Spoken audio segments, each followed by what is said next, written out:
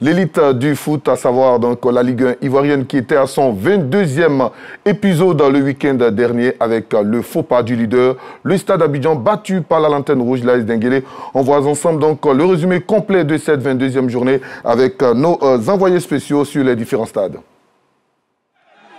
Décomplexés, les Odénékas démarrent la rencontre sur les chapeaux de roue et sont récompensés à la 12e minute avec un somptueux but signé Si Armand. Dans la dynamique, l'AS Denguélé a la possibilité de faire le break sur penalty, mais Eric Kouassi perd son duel face à Bamba Drissa. À défaut de doubler la mise, les Odénékas se contentent de préserver jalousement cet acquis d'un but jusqu'au terme du match. Malgré cette défaite, le Stade d'Abidjan reste leader au classement avec 45 points quand l'AS Denguélé demeure la lanterne rouge. Toujours dans la capitale politique, la SOA recevait le samedi 8 mars le Racing Club d'Abidjan. Tombé de la secte mimosaire de l'AS Denguélé lors des journées précédentes, le Racing Club d'Abidjan n'a pas poursuivi sa dynamique de victoire face à la SOA. 17 minutes, Kwao Eden inscrit le premier but de la rencontre pour les militaires. 11 minutes plus tard, Christ Wawa donne la réplique pour les académiciens. Score final 1-1. L'Académie de football Amadou Diallo du Plateau a renoué avec la victoire le vendredi 7 mars en s'imposant 3-2 devant Boaké FC au stade de Robert Champrou. Le meilleur artificier du championnat, Nyawa Daniel, en profite pour inscrire son 10e but de la saison à la suite des réalisations de Traoré Sidiki et de Jean-Baptiste Nangui Moké. Les afadistes, 41 unités, sont désormais à 4 longueurs du leader, le stade d'Abidjan.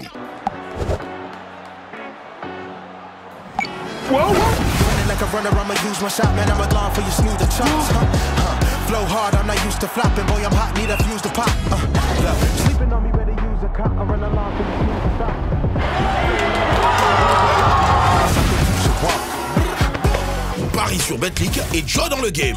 Sous licence Lodassi, joueur responsable. On dirait que Betclic c'est bon, hein. La série noire se poursuit pour le Stella Club d'Adjamé. Pour cette 22e journée de Ligue 1 face aux garçons d'Amza Gamal, le vendredi 7 mars, les moyens d'Adjamé sont punis au 15e et 25e minute par Soumaoro Abroulaye, signant ainsi son 4e but de la saison, et Adam Daou, la recrue, venue de Mouna FC. Lys de Sassandra se remet dans le sens de la marche et s'impose 2-1 face à Mouna FC. Le but d'Isaac Ako de Mouna est rapidement égalisé par Amani Kouassi, avant que Prince Zagadou ne donne la victoire aux visiteurs. Victoire également pour Julien Chevalier et ses garçons 3-1 le dimanche au stade Alassane Ouattara de BMP. Les buts de Dago, Kouakua et Diarra permettent à la SEC de prendre 3 points précieux. À désormais 39 points et à 8 journées de la fin du championnat, les jaunes et noirs se rapprochent des 2 leaders que sont la FAD, 2e avec 41 unités, et le Stade d'Abidjan, premier au classement avec 45 points. Résumé donc signé Patrick Gawad, Koné Aminata, Pascal et Arsène Kouassi, le dernier cité, n'a vraiment pas chômé sous le pied d'un code de la basilique. Il a eu droit à de magnifiques buts. Effectivement, je pense qu'on s'extasiait ici face à ces buts qui ont été inscrits. C'est pour dire combien de fois il y a de l'engouement, de l'envie dans ce championnat. J'ai vu encore Nyawa Daniel qui inscrit son 10e but et qui reste meilleur buteur. Pour meilleur buteur, parce qu'il y a l'attaquant du FC San Pedro également. Qui a 10 buts également. Mais bon, Nyawa Daniel, depuis le début de la saison, quand même, est assez constant. Donc, je sais qu'il est positionné comme étant le premier. C'est vrai qu'il est co-meilleur buteur. Mais c'est pour dire combien de fois il y a cette envie de performance, il y a cette obligation de résultat que les joueurs sentent au quotidien. Dans les actions, on le sent. Il y a vraiment cet acharnement à pouvoir gagner. Un coup d'arrêt pour le leader, le Stade Abidjan, qui après 3 succès consécutifs a été battu par la Lanterne Rouge, l'AS Denguélé.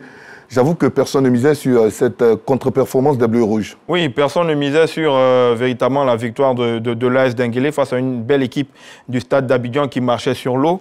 Le coup d'arrêt est arrivé par le dernier de la classe parce que vous savez qu'on est à 8 journées de la fin du championnat. Tous les matchs deviennent des matchs coupérés pour surtout ceux qui sont en queue de classement. Donc l'AS Denguélé avait envie véritablement de se donner ce bol d'air. Mais le point de cette journée, c'est que, regardez bien, tous les mal classés ont gagné.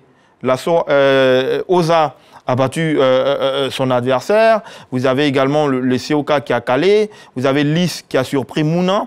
Le seul Cador qui a remporté véritablement son match, c'est la SEC Mimosa, qui vient donc au classement mettre beaucoup de pression sur l'AFAD, qui s'est défait également de Bouaké. Mais cette victoire de l'AS Denguélé véritablement était surprenante. Et puis pour moi, je vais dire un petit bonus pour Kofi Firmin, qui avant le match disait qu'il ménageait Niawa, qui sortait d'un regroupement justement avec le U20, avec une petite gêne. Il le ménageait et discutait avec le garçon qui était en plein doute. Il a fait entrer en cours de jeu et Niawa aura donné raison à son coach. À cette défaite du Stade Abidjan relance le suspense parce que derrière, il y a eu la victoire de la SEC Mimosa, il y a eu également le succès de la FAD de poursuivants directs du Stade Abidjan qui ont profité du faux pas des Yéyés. Pourquoi pas pour réduire l'écart? Je n'ai vraiment pas compris ce qui n'a pas marché au niveau des Yéyés, justement, qui étaient partis en pleine confiance, qui sont dans une dynamique de victoire depuis cette seconde phase. Est-ce la trop grande confiance? Est-ce peut-être le fait d'avoir minimisé les Odieneka? Ou bien, bon, finalement, est-ce aussi un sursaut d'orgueil au niveau des garçons du Denguélé? Vraiment, c'est des questions qui s'entremêlent et que je me pose depuis qu'il y a eu cette défaite du Stade d'Abidjan, qui est quand même dans une certaine dynamique. Alexandre Lafitte, peut-être, pourra nous dire ce qui n'a pas marché concrètement au niveau de ce match. Mais quand on a regardé, quand on a suivi, c'était très emballé. Il y avait des duels, il y avait des oppositions. Le Stade a essayé plusieurs fois de renverser cette défense d'Odiéné, mais n'a pas réussi. Finalement, c'est la résistance jusqu'au bout. Et puis, c'est pour ça qu'il faut d'ailleurs effectivement compter sur tous ces clubs qu'on estime petits, parce que étant au bas du tableau, il faut pas croire que c'est terminé comme ça, on est leader, mais ces clubs-là viendront toujours bousculer et vous faire comprendre que tout le monde a envie de rester dans la Ligue 1 parce que c'est le championnat élite. Certains partenaires et certains supporters du Stade Abidjan en veulent un tout petit peu à Alexandre Lafitte qui a opté pour le turnover parce qu'il a laissé plusieurs cadres sur le banc de touche.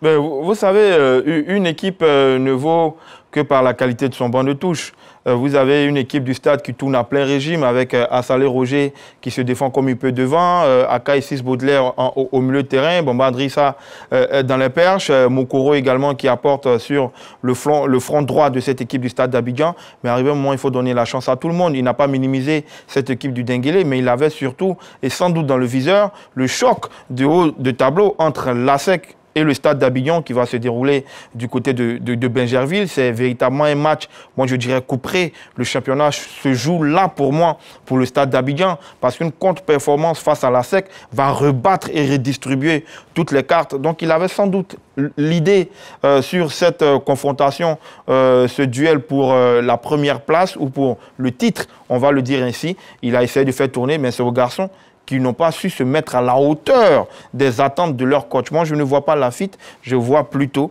les joueurs qui n'ont pas su saisir leur chance.